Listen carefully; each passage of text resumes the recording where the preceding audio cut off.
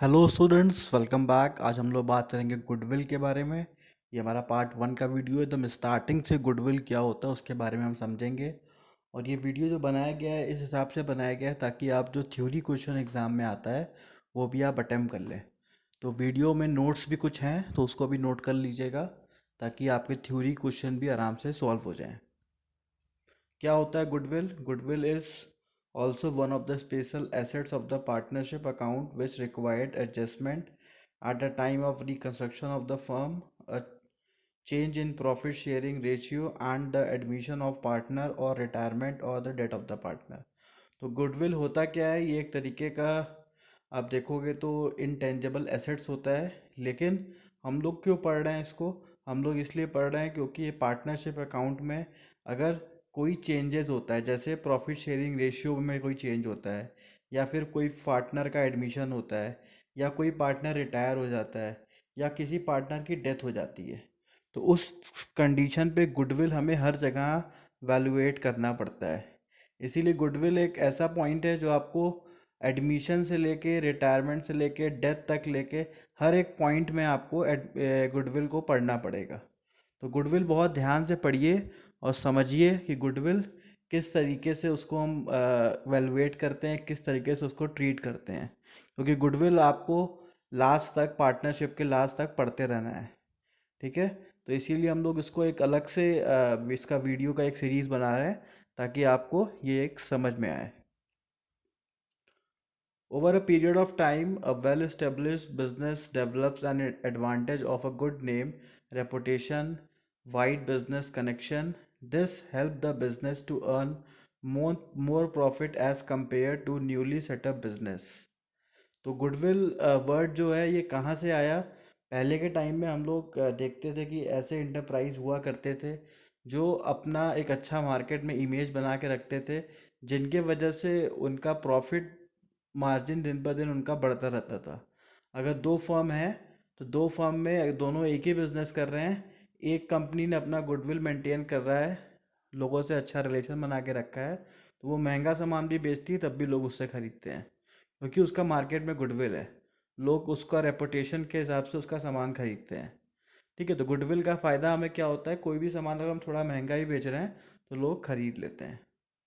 In accounting the monetary value of such advantage is known as goodwill.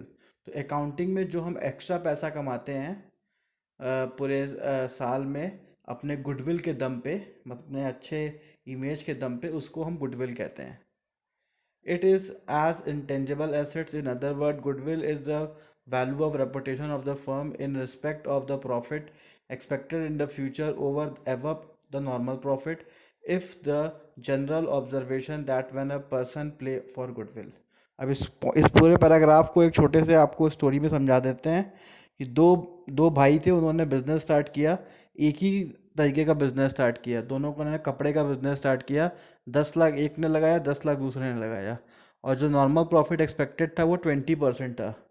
तो जब साल भर में उन दोनों का प्रॉफिट देखा गया तो जो भाई जिसका नाम ए था उसका प्रॉफिट देखा गया, उसका प्रॉफिट 2 लाख था। तो और जो दूसरा भाई बी था उसका प्रॉफिट 3 लाख था। तो अब दोनों ने सेम गुड्स खरीदा, दोनों ने सेम बिजनेस किया, तो कैसे एक का प्रॉफिट 2 लाख हुआ, एक का प्रॉफिट 3 लाख हुआ? तो जिस भाई का, मतलब बी का प्रॉफिट 3 लाख हुआ, मतलब 1 लाख एक्स्ट्रा हुआ, वो 1 लाख एक्स्ट्रा उसकी गुडविल है कि वो मार्केट में अच्छी इमेज बना के रखा था, लोगों को समझा के, लोगों को मोटिवेट करके उसने अपने गुड्स को सेल कर दिया, और लोग खुशी खुशी उसके यहाँ से गुड्स भी ले गए, किसी ने कंप्लेन भी नहीं किया। तो कॉन्सेप्ट यहाँ पे क्या है कि सामान महंगा बेचना गुडविल नहीं है। आपका अच्छे रेपुटेशन की वजह से जो आपका सामान बिक रहा है, महंगा बिक रहा है, आपको अधिक प्रॉफिट मिल रहा है, उसको हम गुडविल कहते हैं। मतलब कस्टमर भी सामने सेटिस्फाई होना चाहिए और आप ज़्यादा पैसा भी कमा रहे हैं, इसी को हम गुडविल कहते हैं। आप भी देखते हो कि मार्केट में बहुत सारे ऐसे फर्म होते होंगे जहाँ पे आप थोड़ा सा उसका प्राइस ज़्यादा भी होता होगा तो आप खरीद लेते होगे। जैसे इसका सबसे अच्छा एग्जांपल है स्वीट शॉप, मिठाई की दुकानें। तो मिठाई की दुकानें जितना अच्छा ब्रांडिंग है, जितना अच्छा नाम है, लोग थोड़ा महंगा भी देते हैं तो लोग अच्छी दुकान से ख़रीद लेते हैं। क्यों ख़रीद लेते हैं? क्योंकि उसकी गुडविल मार्केट में है। तो गुडविल क्या होता है? एक तरीके से रेपुटेशन होता है जिसके थ्रू हम एक्स्ट्रा पैसा कमा लेते हैं। अब आते हैं next. He or she pays for something with the place him in the position of being able to earn super profit as compared to the profit earned by the other firm in same industry. तो जो extra profit जो हम कमाते हैं उसका नाम रख दिया गया है, एक टेक्निकल टर्म में, सुपर प्रॉफिट। ठीक है। तो मतलब जो हमने कहानी सुनी ए और बी की, ए ने कमाया 2 लाख, बी ने कमाया 3 लाख। तो 2 लाख तो नॉर्मल प्रॉफिट हो गया, लेकिन 1 लाख जो एक्स्ट्रा कमाया बी ने, उसको हम बोलेंगे सुपर प्रॉफिट, मतलब वो ज़्यादा प्रॉफिट है, इसीलिए उसको सुपर प्रॉफिट कहते हैं। Goodwill be defined the present value of the goodwill anticipated excess earning or as the capitalization value attachment of the differential profit capacity of the business. The goodwill exists only when the firm earns super profit. Any firm that earns normal or incurring loss has no goodwill. तो उसी firm का goodwill हम calculate कर सकते हैं, एक जो firm ज़्यादा प्रॉफिट कमा रही है, मतलब सुपर प्रॉफिट कमा रही है। नॉर्मल प्रॉफिट से ज़्यादा जो प्रॉफिट था उसको सुपर प्रॉफिट कहते हैं। तो सुपर प्रॉफिट जो कमा रही, उसी फर्म का हम गुडविल निकाल भी सकते हैं। कोई फर्म अगर लॉस में चल रहा है तो उसका कोई गुडविल ही नहीं है, और अगर कोई फर्म नॉर्मल प्रॉफिट कमा रहा है तो उसका भी कोई गुडविल नहीं है। तो गुडविल तभी होता है जब कोई फर्म सुपर प्रॉफिट कमाता है। Needs for valuation of goodwill, क्या ज़रूरत पड़ता है गुडविल की वैल्यूएशन करने के लिए, क्यों हमें गुडविल पढ़ाया जाता है? The needs of valuation of goodwill arise at the time of the sale of business, but in context of the partnership firm, it also arise in the following circumstances. तो mainly जो goodwill calculate किया जाता है तभी calculate किया जाता है जब हम फर्म बेचने जाते हैं। ठीक है। लेकिन पार्टनरशिप के बारे में जब आप पढ़ते हैं तो उसमें अलग अलग केसेस हैं कि जब गुडविल आपको वैल्यूएट करना पड़ेगा। तो गुडविल आपको इन सब केसेस में वैल्यूएट करना पड़ेगा। पहला क्या है? Change in the profit sharing ratio among the partner, existing partner. किसी पार्टनर का प्रॉफिट शेयरिंग रेशियो चेंज हो गया।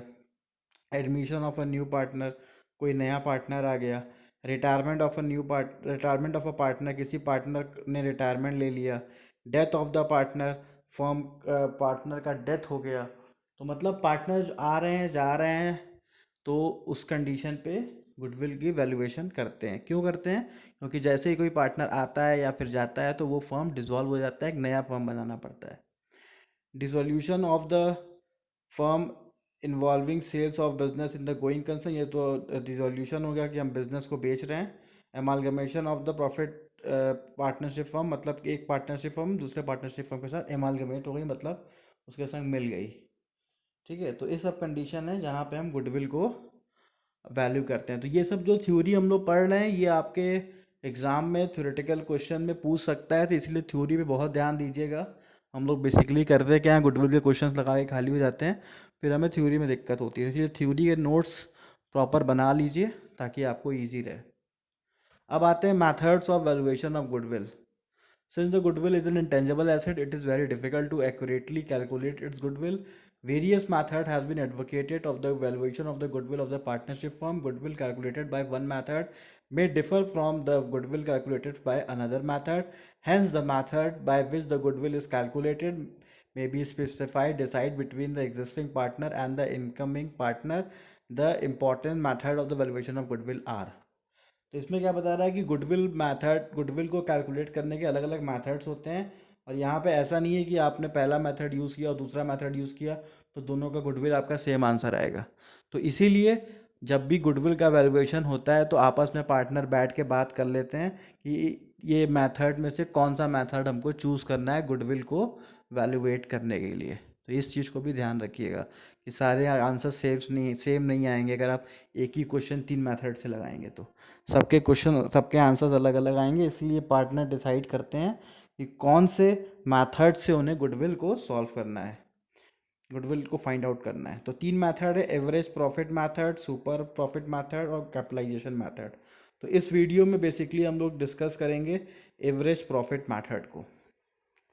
तो क्या होता है average profit method? Under this method the goodwill is valued at agreed number of the year of purchase of the average profit of the past few year. It is based on the assumption that the new business will not be able to earn any profit during the first few year of the operations. Hence the person who purchase a running business must pay in the form of the goodwill a sum with is equal to the profit he likely receive from the first few years. The goodwill therefore should be calculated by multiplying the past average profit by the number of year during the anticipated profit or expected accurate. For example, if the uh, past average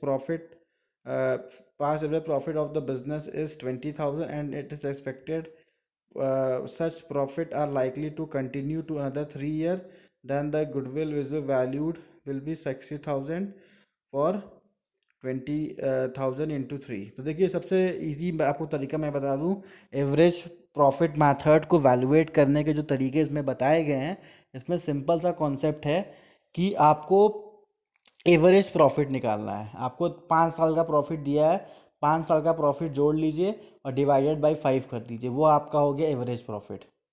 ठीक है, तो आपने average profit निकाला, उसके बाद आपको into कर देना है नंबर ऑफ परचेज ईयर से। क्वेश्चन में नंबर ऑफ परचेज ईयर दिया रहेगा, उससे आप इनटू कर देंगे, गुडविल फाइंड आउट हो जाएगा। तो क्या समझ में आया कि अगर गुडविल फाइंड आउट करना है एवरेज प्रॉफिट मेथड से, तो हम क्या करेंगे, पहला काम एवरेज निकालेंगे प्रॉफिट का, जितना भी प्रॉफिट दिया है उसको डिवाइड कर देंगे जितने साल का प्रॉफिट है, फिर इनटू करा देंगे number of purchase year. Number of purchase year question में दिया होता है, उसमें हमें अपना दिमाग नहीं लगाना होता है। क्लियर है? अब इसको क्वेश्चन के माध्यम से समझते हैं। तो ये हमारा एक क्वेश्चन है 2013 में। देखिए प्रॉफिट लिखा हुआ है 4 लाख रुपए, 14 में 3,98,000, 15 में 4,50,000, 16 में 4,45,000 और 17 में 5 लाख। अब आपको कैलकुलेट यहाँ करने के लिए कह रहे हैं साहब कि 4 साल के आपका परचेज ईयर है और 5 ईयर आपका एवरेज प्रॉफिट निकालना है। तो 5 ईयर जब एवरेज प्रॉफिट लिखता है तो पीछे से 5 ईयर शुरू करते हैं। मान लीजिए यहाँ 10 साल का प्रॉफिट दिया होता है तो ऊपर से नहीं करेंगे, पीछे से 1, 2, 3, 4, 5। तो इसमें तो 5 साल दिया ही है। कभी कभी क्वेश्चन में क्या होता है 10 साल का प्रॉफिट दे देता है, अब बोलता है कि 5 ईयर एवरेज प्रॉफिट से निकालिए, तो आप क्या करते हैं लास्ट से 5 ईयर जोड़ेंगे। ठीक है, तो इस पॉइंट को भूलिएगा नहीं। तो यहाँ पे हमने क्या किया, सारे प्रॉफिट को जोड़ दिया, तो हमारा आंसर कितना आ गया, 21,93,000। हमने डिवाइड कर दिया 5 से, क्योंकि हमको एवरेज प्रॉफिट निकालना था। तो हमारा एवरेज प्रॉफिट कितना आ गया, 4,38,600। अब हमने फॉर्मूला देखा गुडविल का क्या था, average profit into number of year, हमने इसे इंटू करा दिया, तो परचेज ईयर से इंटू करा दिया, तो ये हमारा आंसर आ गया 17,54,400। तो बहुत ही ईजी फॉर्मूला है, बस केवल आपको कंसंट्रेट करना है कि कई साल के प्रॉफिट को आपको एवरेज निकालना है बस। परचेज ईयर क्वेश्चन में दिया होता है, उनसे इंटू करा के रख दीजिए, आंसर आ जाएगा। ठीक है, तो बहुत ध्यान से इस वीडियो को समझिए, सारे कॉन्सेप्ट्स को क्लियर करिए, और इसको और ज़्यादा क्लियर करने के लिए आपके लिए ये रहा क्वेश्चन। 3 क्वेश्चन आपको दिए गए हैं, तीनों क्वेश्चन सेम एकदम जैसे उधर लगाए हैं वैसे लगाइए, और इसको सॉल्व करेंगे तो कॉन्सेप्ट जो आपका है, ये पहला चैप्टर का पहला जो वीडियो का कॉन्सेप्ट है वो आपका क्लियर हो जाएगा। अब नेक्स्ट वीडियो में हम लोग देखेंगे और नए कॉन्सेप्ट्स को, तो इसको आप लोग सॉल्व कर लीजिए। Thank you.